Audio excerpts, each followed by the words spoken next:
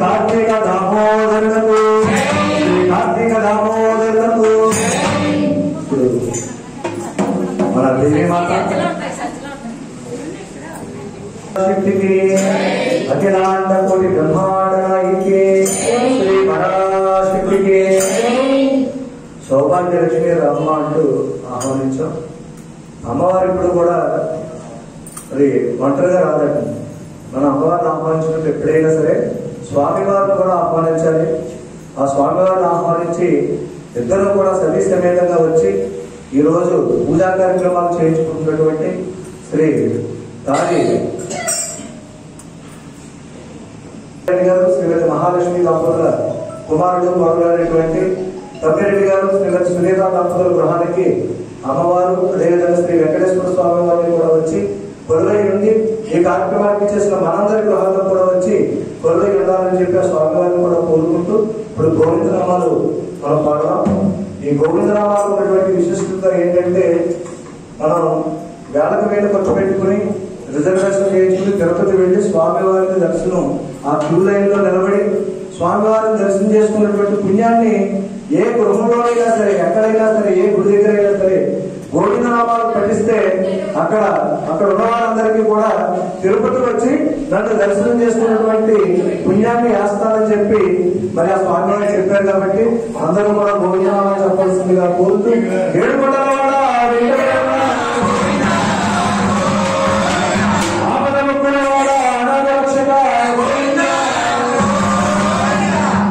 గోవిందనామా చెప్పేటప్పుడు ఆయనకి ఎంతో ఇష్టమైనటువంటి తులసి దళాలతో ఆ యొక్క తులసి దళాలతో పూజిస్తారంటే ఆ స్వామివారు ఇంకా పొడిగించిపోయి ఇంకా ఆనందిస్తారండి. అందరి ఇంట్లోని కూడా తులసి మొక్క ప్రతి ఒక్కరింట్లోని కూడా తప్పనిసరిగా ఉండాలి. ఆ తులసి ఉండటం వల్ల ఏమిటి ప్రయోజనం అనేది ఇప్పుడు మనం చిన్న విషయం తెలియజేసుకుని ఆ తులసి దళాలతో స్వామివారిని పూజిస్తే ఎంతటి శక్తి కలుగుతుందో ఇప్పుడు మనం తెలియజేసుకుందాం. ఒకనొక గ్రామంలో ఒక పేద బ్రాహ్మణుడు ఒక ఆయన ప్రతిరోజు కూడా తులసి దళాలు కోసి వెంకటేశ్వర స్వామి వారికి గోవిందనామాలు పాడుకుంటూ ఆ యొక్క దళాలతో పూజా కార్యక్రమం చేస్తూ ఉండేవాడు ప్రతిరోజు. అదే టయానికి ప్రతిరోజు ఆకుకూరలు అమ్ముకునేటువంటి ఒక ఆయన గంప మీద ఆకుకూరలు పెట్టుకుని తన జీవితాన్ని వ్యాపారం చేసుకుంటూ ఇంటింటికి తిరిగి అమ్ముకునే ఒక ఆయన ప్రతిరోజు కూడా ఈయన ఇంటికి వచ్చి ముందు దీనికి ఆ గోవిందనామాలు విన్న తర్వాత అక్కడి నుంచి ఆయనకి ఏమైనా కావాలంటే ఆ యొక్క ఆకుకూరలు ఇచ్చి వెళ్తూ ఉండేవాడు. అలా జరుగుతుంది. ప్రతిరోజు రావడం ఆయన గోవిందనామాలతో పూజ చేసుకోవడం లోపల ఈయన బయట కూర్చుని వినటం అలాగా ఆ యొక్క స్వామివారి యొక్క కరుణ ఎలాగైనా మనం పొందుతున్నామని చెప్పి ప్రతిరోజు కూడా అలాగే చేసేవాడు. అయితే ఒక రోజు అనుకున్నాడంట ఎప్పుడైనా సరే చూడండి ఒకసారి ఏదైనా దైవ కార్యక్రమానికి కొద్దిగా మనం సాయం చేయాలనుకుంటే మనకి ఎంతో వేడి జరుగుతుంది అనమాట. ఆ వేళ అనుకున్నాడు ఆయన ఆకుకూరలకు వెళ్ళాడు, ఆకుకూరలు పోస్తున్నాడు. పోస్తూ ఉంటే ఒక తులసి మొక్క కనపడింది. ఈ ఆకుకూరలు ఆ యొక్క పోసుకునేవాడికి అమ్ముకునేవాడికి.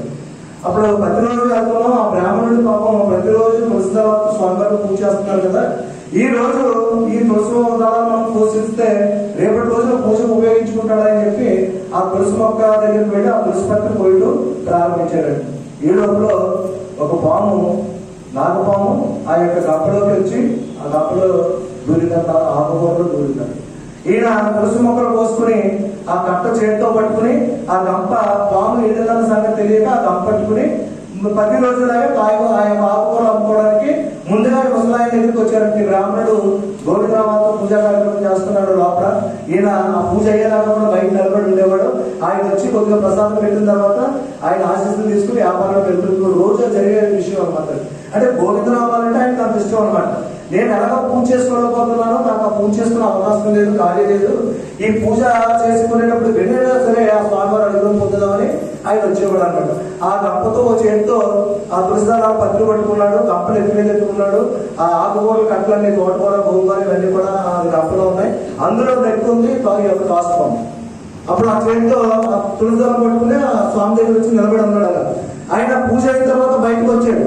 ఆ యొక్క బ్రాహ్మణుడు వృద్ధ బ్రాహ్మణుడు బయటకు వచ్చి చూశాడు. చూసేసరికి ఎంత పూజలకు పురస్కారాలకు ఈ యొక్క భగవన్ నామస్మరణకు ఎంత శక్తి ఉంటుందంటే అంత శక్తి ఉంటుంది. ఆయన దివ్య దృష్టితో ఆ తోటకూర ఆకుకూరలో దాగున్నటువంటి పాము అతను కాల్పడిందంటే బ్రాహ్మణుడు.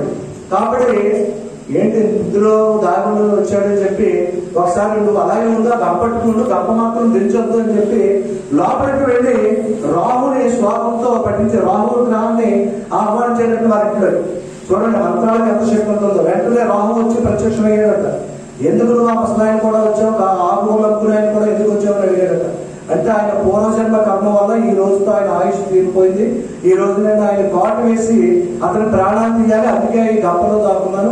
కానీ అతను తులసి దళాలు పట్టుకుని వచ్చాడు కనుక ఆ తులసి దళాలు చేతుతో ఉండగా నేను ఆయన్ని చంపలేదు కనుక నేనేం చేయలేకుండా ఉన్నాను. ఎప్పుడైతే గంప కింద పెట్టి తులసి దళాలు నేను ఇచ్చిన తర్వాత కాటేసి వెళ్దామని చెప్పి వచ్చానని చెప్పి చెప్పాడు. చూసారా? అప్పుడు ఆ యొక్క బ్రాహ్మణుడికి చాలా జాలేసిందట. అయ్యో పాప స్వామివారి పూజకి పురస్కారాలు పోసుకునే వాళ్ళు మంచి సంకల్పంతో ప్రతిరోజు వస్తాడు, గోవిందరామాలు వింటాడు, ఆకుకూరలు ఇస్తాడు. ఆ ఆకుకూరలు అమ్ముకుని తన భార్యని బిడ్డల్ని పోషించుకుంటున్నటువంటి ఈయన కాలం చేస్తే పాప కుటుంబం ఏమైపోతుందా, పిల్లలు ఏమైపోతుందని రాహుతో అన్నాడట. నువ్వు అలా చేయడానికి వీలు లేదు, ఎందుకంటే అతను నా భక్తుడు, ప్రతిరోజు వచ్చి స్వామివారి గోవిందరామాలు వింటున్నాడు అని చెప్పి చెప్పాడట. ఆయన కర్మను తప్పించడం ఎవరు రాహు అంటున్నారంటే గ్రహం కదండి. ఆ యొక్క పాములన్నింటికి కూడా అధిపతి, ఆ తాజులు నాగపాములన్నింటికి కూడా అధిపతి అయినటువంటి సుబ్రహ్మణ్యేశ్వర స్వామి అధిష్టానమైనటువంటి ఆ రాహు గ్రహం అయినటువంటి ఆ రాహు తప్పనిసరిగా కర్మ ఫలితంగా ఈయనకి కాటు వేయాలని చెప్పేసరికి అది తప్పించే మార్గం ఏదైనా ఉందా అని అడిగేటట్టు ఆ బ్రాహ్మణుడు. అంటే అప్పుడు అంటున్నాడంటే రాహు ఉంది మహాత్మ, ఏమిటంటే అది ఎన్నాళ్ళు నువ్వు వెంకటేశ్వర స్వామికి తులసి దళాలతో పూజ చేసిన ఆ పుణ్యం అంతా కూడా ఆయనకి దారం వస్తే ఈ యొక్క గండం నుంచి గట్టించవచ్చు అని చెప్పి అనగానే తర్వాత పుణ్యం ఎలాగైనా సంపాదించుకొచ్చి ఈయన ప్రాణాలు కాపాడాలని చెప్పి ఆ వృద్ధ బ్రాహ్మణుడు నేను ఇప్పటి వరకు స్వామివారికి తులసి దళాలతో చేసిన పుణ్యం అంతా కూడా ఆయనకి దారం వస్తున్నారు, నువ్వు కాటేయడానికి లేదని చెప్పి వెంటనే చెప్పగానే వెంటనే రాహు మాయమైపోయాడు. ఆ గంపలో ఉన్నటువంటి పాము కూడా మాయమైపోవడం జరిగింది. అప్పుడు ఆ గంప నుంచి ఆ తులసి దళాలు తీసుకుని నువ్వు ఎప్పుడు కూడా రోజు నాకు తులసి దళాలు ఇస్తూ ఉందని చెప్పి ఆయన ఆశీర్వదించి పంపించడం జరిగిందట. తులసి యొక్క దళాలకు తులసి మొక్కకు అంత శక్తి ఉంటుంది. మన ఇంట్లో కూడా ఎటువంటి గ్రహ బాధలు దుష్ట శక్తులు రాకుండా ఉండాలంటే ప్రతి ఒక్కరి ఇంట్లోనే కూడా తులసి దళం ఆ తులసి మొక్క ప్రతి ఒక్కరి ఇంట్లోనే ఉండాలని మన పెద్దలు మహాత్ములు పెట్టడం జరిగింది. అందుకని ఆనవాయి లేదని చెప్పి మరి ఎవరు కూడా పెట్టుకోకుండా ఉండకూడదు. ప్రతి ఒక్కరు కూడా తులసి మొక్కను పెట్టుకోవాలి. ప్రతిరోజు తులసి మొక్కకు పూజా కార్యక్రమం చేయాలి. ఇప్పుడు అటువంటి కార్యక్రమం ఇక్కడ తులసి దళాలతో వెంకటేశ్వర స్వామి వారిని పూజిస్తున్నారు. పూజ చేసిన వారికి ఆ యొక్క గోవిందరామాలు విన్న వారికి కూడా అద్భుతమైనటువంటి శక్తి. తిరుపతి వెళ్ళి స్వామివారిని దర్శనం చేసుకున్నటువంటి పుణ్యం ఈ కార్తీక మాసంలో 3వ శనివారం మన అందరికీ కలుగుతుంది. కాబట్టి 7